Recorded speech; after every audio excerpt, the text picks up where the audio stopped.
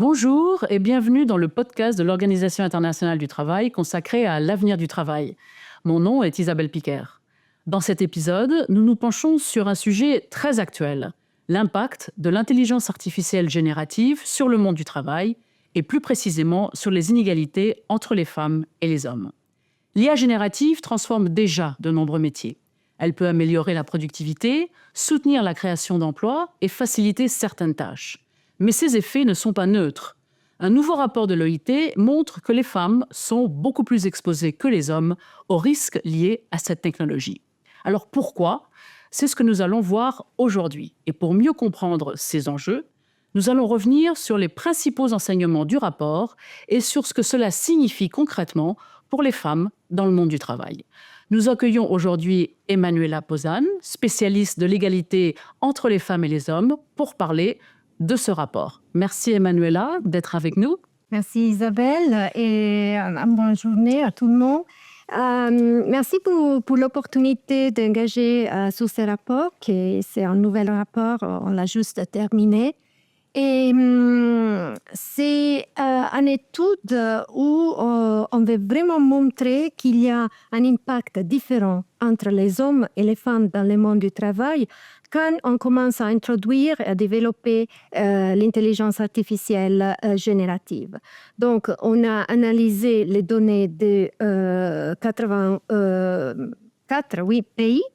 Et nous avons vu que les professions qui sont prédominantes féminines sont presque 2 fois plus exposées que celles prédominantes masculines. Ça veut dire 29% contre 16%.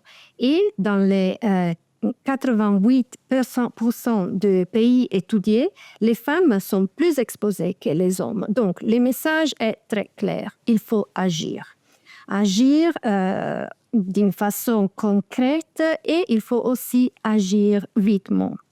Parce que c'est important de comprendre que l'intelligence artificielle que tout le monde utilise maintenant s'introduit dans un marché du travail où il y a déjà des inégalités. Et ça veut dire que les hommes et les femmes n'ont pas nécessairement partout, souvent et surtout, les mêmes opportunités, les mêmes accès et les mêmes traitements dans le monde du travail. Donc, comme tu dis très bien, cette nouvelle technologie arrive dans un monde où les inégalités sont déjà très, très fortes. Alors, de quel métier parlons-nous concrètement, par exemple, qui affecte le plus les femmes ? Donc, dans l'étude, nous, on analyse bien les risques qu'il y a particulièrement dans certains secteurs et dans certains métiers. Surtout, par exemple, l'emploi administratif et les bureaux et soutien aux entreprises. Par exemple, tout ce qui concerne la paie, la comptabilité, les secrétariats ou l'accès des données, par exemple. Ce sont des fonctions qui sont essentielles, bien sûr, pour le fonctionnement des entreprises, pour le fonctionnement des organisations, des institutions, mais ce sont des métiers qui comportent de nombreuses tâches qui sont routinières, prévisibles et codifiables. Qui peuvent donc être plus facilement remplacées grâce à l'intelligence artificielle. Remplacées, automisées aussi. Donc, au contraire, ce qui est intéressant est que bien sûr les emplois, par exemple, plus physiques ou plus variables, qui sont souvent à prédominance masculine, sont moins directement exposés. Et donc, il faut aussi considérer qu'il y a une dimension verticale.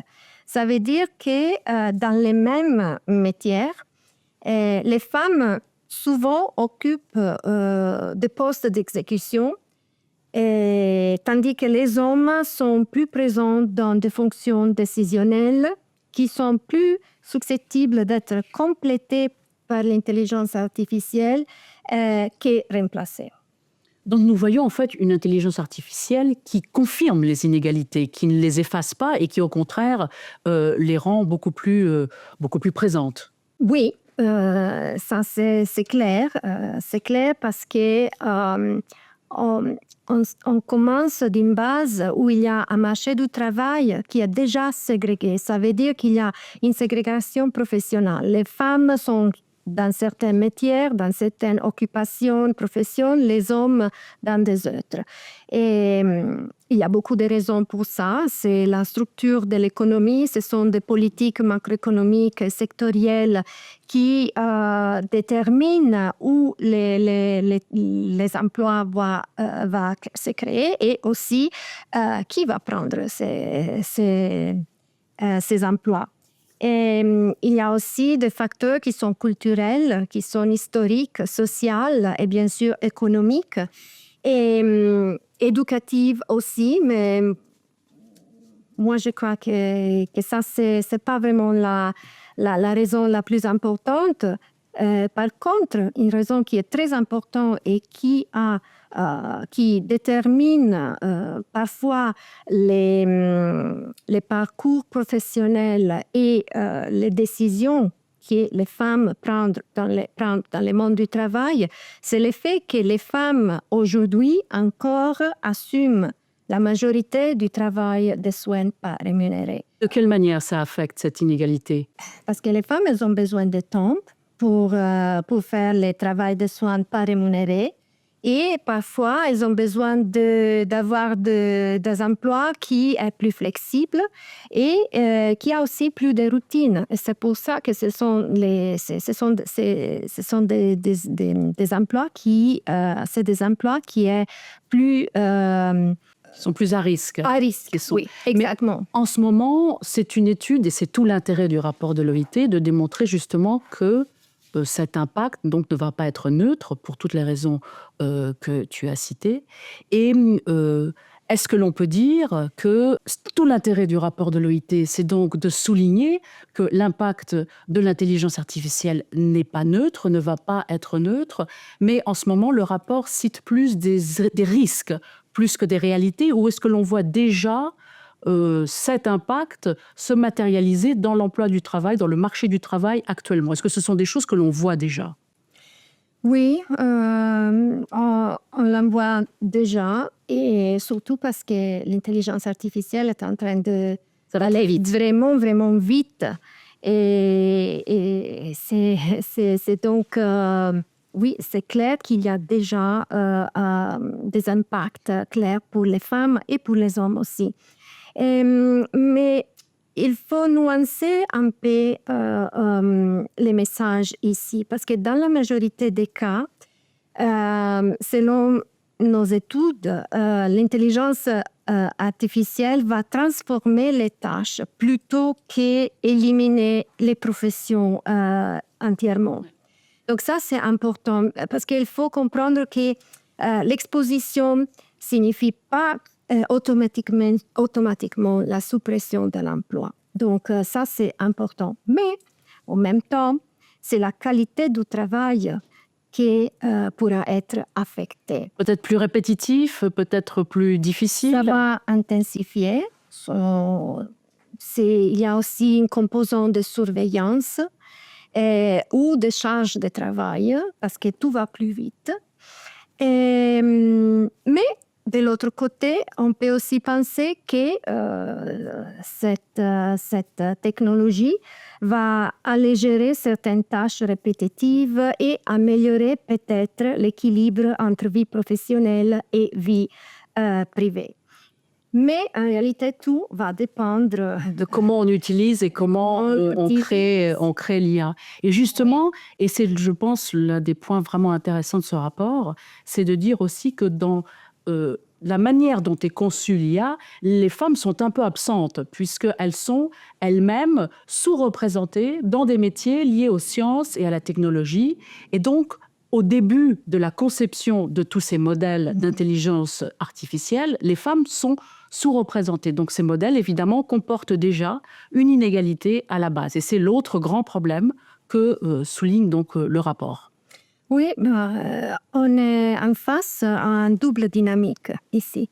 Parce que d'un côté, ce sont les femmes qui sont les plus affectées, impactées aux risques liés à l'intelligence artificielle. Et de l'autre côté, les femmes ne sont pas vraiment présentes dans le secteur technologique qui développe l'intelligence artificielle. Et donc ici, il y a deux problèmes. Le problème des opportunités et aussi le problème que ces technologies a été développée par les hommes, Voilà, les hommes. pour les hommes, exactement. Et donc, ça reflète beaucoup de stéréotypes, des conceptualisations qui ne sont pas neutres et pas à l'avantage des femmes. On a vu ça, par exemple, sur ce qui concerne l'écart salarial, sur ce qui concerne la santé et les recrutements, par exemple.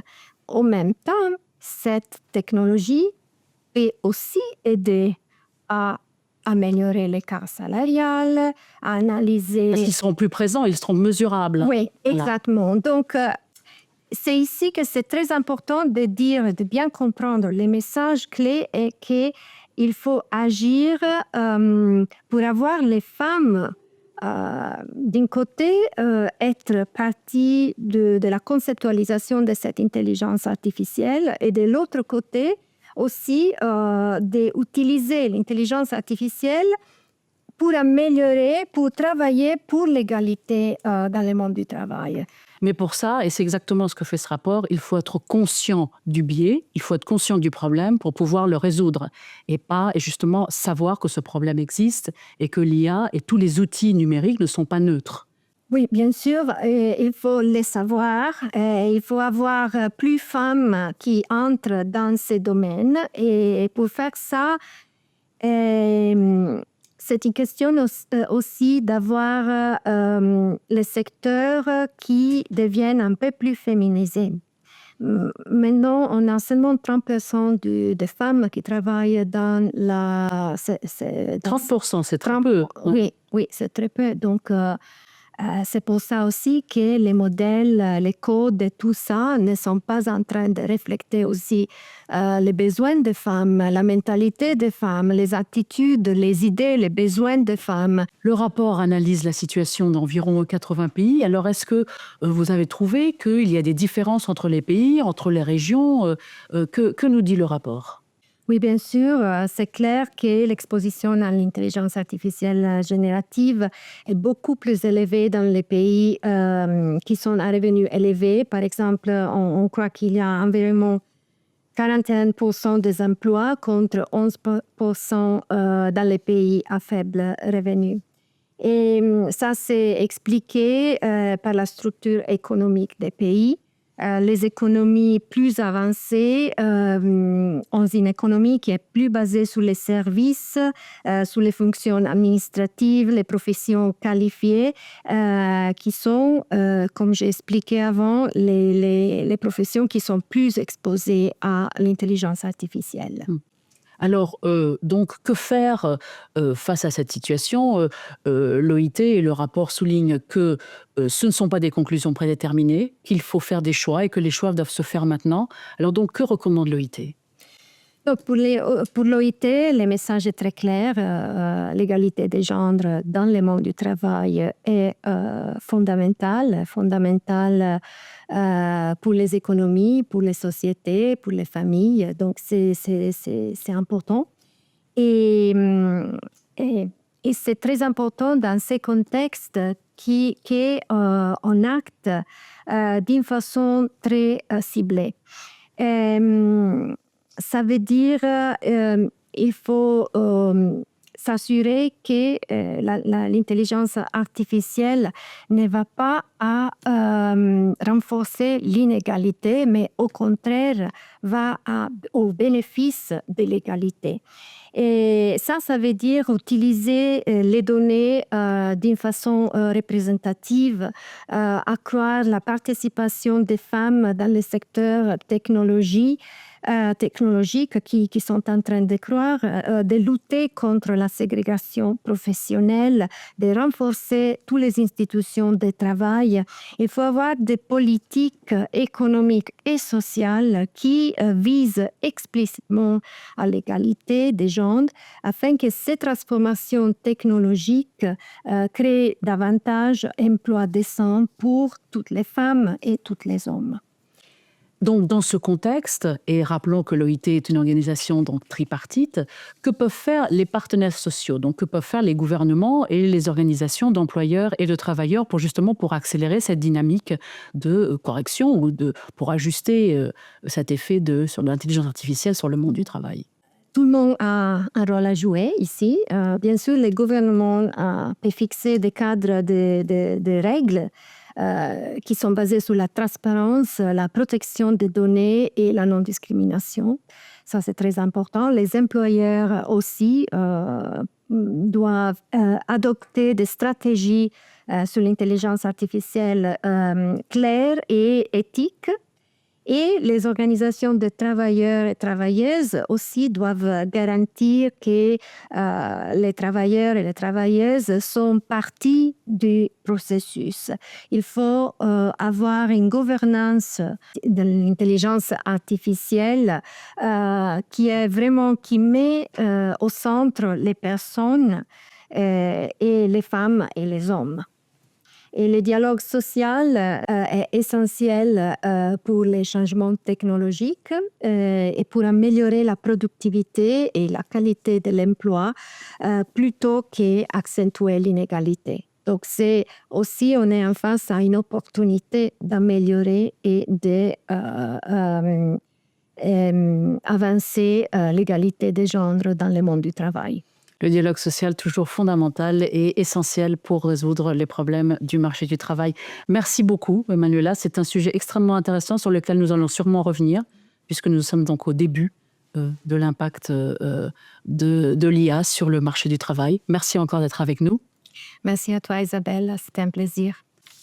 C'est la fin de cet épisode. Nous avons parlé aujourd'hui avec Emanuela Pozan, spécialiste de l'égalité entre les femmes et les hommes, de l'impact de l'intelligence artificielle générative sur les inégalités de genre au travail à partir d'un nouveau rapport de l'OIT qui vient donc de sortir. Dans les prochains épisodes, nous continuerons d'explorer les grandes transformations qui façonnent le monde du travail et leurs effets sur les travailleurs et les travailleuses. Suivez-nous sur les réseaux sociaux, en français, OIT Info sur X, et en anglais, ILO sur TikTok et YouTube, ILO.org sur Facebook, Instagram, Threads et Blue Sky, et International Labour Organization sur LinkedIn. Merci de nous avoir suivis et à très bientôt pour un nouvel épisode du podcast de l'OIT sur l'avenir du travail.